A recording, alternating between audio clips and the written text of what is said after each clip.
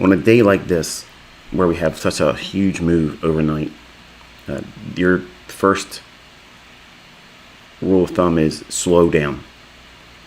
In fact, it's better for you to actually anticipate trading the afternoon session, because the morning session, usually it chops around, it gives false moves, then consolidates and just does a lot of potentially seek and destroy. Seek and destroy is where it goes above short-term highs, below short-term lows, and goes right back to the middle. And then later in the day, there's this big expansion move where it draws to liquidity that hadn't been tapped for a while.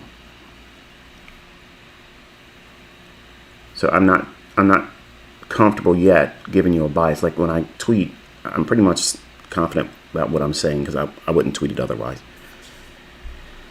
And it's predominantly correct. Here, the rules and protocols that we're utilizing is right out of the notes, what I teach on my YouTube channel. My students have been with me for a long time. They know this is not something being form-fitted for today. Whenever there's a large move or a large range, the very next morning session, you have to be very careful not to try to go in and chase, because we've had an expansion.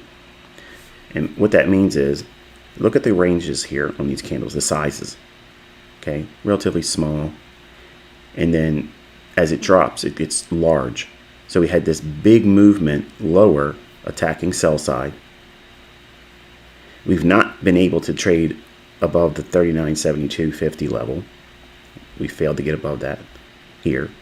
And just overall, this weakness rolling overnight. Because it's moved so many handles, and a handle is a point. One point would be 38.71 to 38.72. That's 4 ticks. We've moved about 90 handles or so. Just almost about 100 handles. That's a significant price move.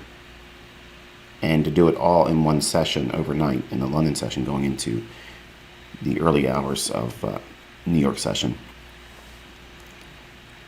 You just want to be careful.